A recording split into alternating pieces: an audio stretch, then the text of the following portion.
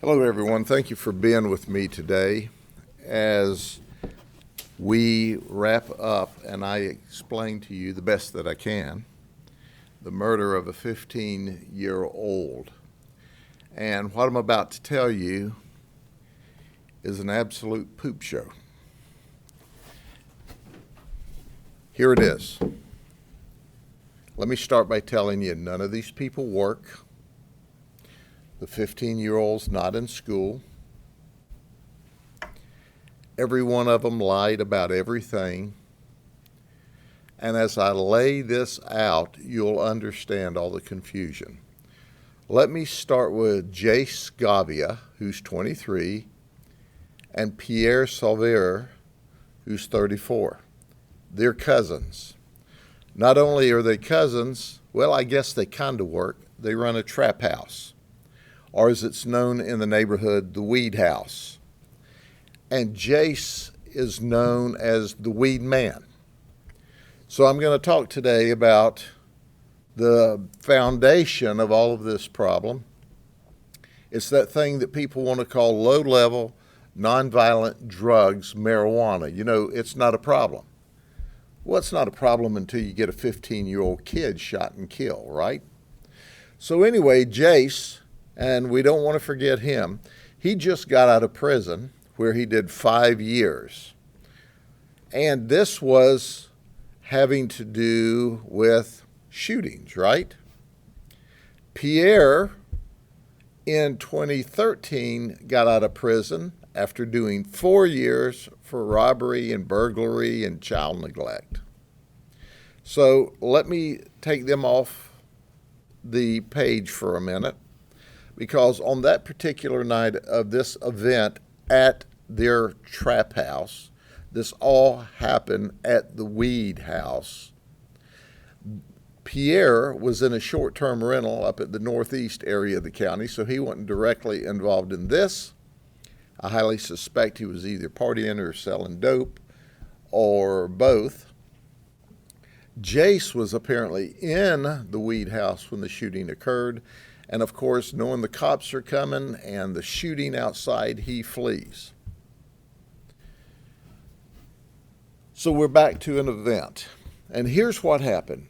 Jace talked to Lilia, who lives across the street.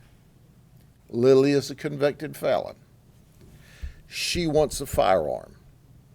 She can't buy it legitimately because she's a convicted felon. She has to buy it off of the street. So when Lilia tells Jace, I need a firearm, he refers her to Rashawn. Rashawn's 20 years of age. Now listen to this a minute. Listen clearly. He's 20 years of age. He's already got 53 felony charges lodged against him, 26 misdemeanor charges lodged against him, and he's been to prison. That's right. So he just got out of jail. He got a year sentence in jail. So, I mean, we take him out of the ability to commit crime for a year, and he's still got 53 felonies and 26 misdemeanors. I digress. So let me get back to the storyline. So Jace hears from Lilia, I want to buy a gun. I'm a convicted felon. She hooks him up with Rashawn. Rashawn's in Bartow now. So Lilia and Rashawn meet up at a Circle K, and guess what? Rashawn sells Lilia a gun. So here's the gun that Rashawn sells to Lilia. Did I happen to mention to you that the gun is stolen in a burglary out of Lakeland where Rashawn's suspected of committing the burglary? They negotiate the price. Lilia agrees to pay him $200.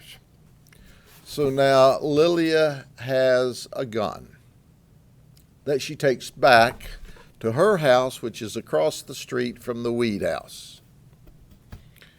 So Rashawn calls Lilia up and says, hey, I want to give you some more bullets or sell you some more bullets. And Lilia thinks this is an odd statement, but hey, what the heck? She gives Rashawn her address. Rashawn, in the meantime, this is Monday, September the 11th. When this conversation takes place, it's about 10:30 at night. So Rashawn then goes by and picks up Quashawn, who's 15 years of age. So Rashawn and Quashawn go to Winter Haven. Rashawn is going to deliver bullets to Lilia. What he really wants to do is hook up and have sex. And then they're up there, they're going to buy some marijuana. So Quashawn gets in the car with Rashawn to go buy marijuana, and Rashawn's going to hook up with Lilia. So they arrive there. It's sometime just before midnight. Quashawn is no place to be seen. He's out of the car when Lilia comes out and gets in the front passenger side of Rashawn's car. Well, they talk about bullets and they talk about sex. Lilia has a purse with money in it. While Lilia is talking to Rashawn, she says, things don't seem just right here. And about that time, Quashawn opens the passenger door and starts trying to rob Lilia at gunpoint. So Quashawn supposedly, according to everything we can put together, he's 15, is trying to rob Lilia at gunpoint. Lilia's fighting to hold on to her purse that's strapped across her body. Quashawn's trying to pull her out of the car or pull the backpack kind of pocketbook deal off of her. Well, apparently they forgot they sold her this gun. So now Lilia pulls the gun out of the pocket because she's being robbed at gunpoint and shoots Quashawn, who's robbing her. Did you hear what I said? You can't make this stuff up. So knowing that they had given her a gun early and she's going out to set with Rashawn, she puts the gun in her pocket so she has it. And when Quashawn decides he's going to rob Lilia, she shoots him. And down he goes. So she runs into her home. Rashawn takes off and leaves Quashawn dead in the driveway.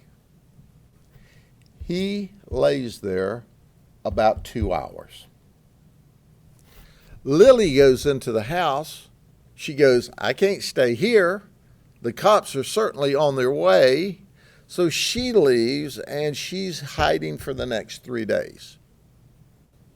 She finally comes back on Friday morning of that week and we grab her up. Now I want to say something. Rashawn's charged with felony murder because Quashawn is killed in the process of committing a felony against Lilia. Follow me? Rashawn's mother is an honorable woman. She said, I'd not had Rashawn in this house in 6 months. He's a grown man. He wouldn't behave. He was a criminal. Rashawn's mother is a wonderful, wonderful lady, and looked Rashawn in the eye and told him, you need to cooperate this. You got yourself into trouble. You need to cooperate with law enforcement. She dressed him down in the presence of deputies. Rashawn's mother did what mothers should do, and that's to make sure their children are held accountable. So he gave us a story. Quashawn can't talk to us. Obviously, he's deceased, and he's only 15 years of age, and he's a gang member. Lilia said, I was being robbed and I defended myself. At this point in the investigation, she is apparently the victim of a robbery whereby she defended herself and shot the suspect, Quashawn, and Quashawn confirms that. She's still under investigation, and we've arrested her for possession of a firearm by a convicted felon, tampering with evidence. Oh, by the way, she had a lot of cocaine and marijuana at her house. She was a drug dealer. So I guess when I said they all weren't working, at least this one, and this one selling drugs. So maybe that's their job. We have filed dozens of charges against these 4 folks. That investigation is still underway. But at the end of the day, we have a 15-year-old kid that's dead. When mother went to bed, the 15-year-old kid was sitting on the couch playing games on his iPhone, like 15-year-old kids do. When she woke up at 3 o'clock to feed her infant child, guess what? He was not on the couch. She figured he'd gone to bed. And when she wakes up in the morning to the knock on her door, our detectives are telling us her 15-year-old child was murdered. And that's a shame. It's a shame that he's a gang member. It's a shame that he robbed Lilia. This investigation is still underway, and the details are subject to change as the investigation goes on. But at the end of this investigation, there are no winners. Any questions? Did Quashawn know that Quashawn was going to rob Lilia? Was that the plan from the beginning? He has not admitted that. However, Quashawn was not in the car at the time Quashawn invited Lilia into the car. So did he think Quashawn was out buying dope? Or was this the intentional ruse to get Lilia in the car so that they could go back and rob her of her dope, of her money, maybe even, heck, take the gun back that he had just sold? We don't know. What's the relationship between Quashawn and Quashawn? They're friends. Look, folks, when you live by the gun, you die by the gun. And that's what we have here. These folks have been in prison. They've been in the jail. They've all got criminal histories. And at the end of the day, we have a 15-year-old kid that's dead. And Mom said, he's 15, I can't do anything with him. Is there any remorse shown from Quashawn or Lilia? No. Lilia went back into the house for an hour and then got in her car and fled and left this 15-year-old kid dead in the driveway, only to be discovered by someone else. The streets can be rough. And I've given you the 30,000-foot view. If we had time to get into the history and what sent all these people to prison, you would be shocked. You absolutely would be shocked. But guns and drugs end up with murder. If you have drugs, you're going to see guns. If you have guns and drugs, you're going to see robbery. And if you see drugs and guns and robbery, you're going to see murder. And that's exactly what this was. Okay? Thank you all very much.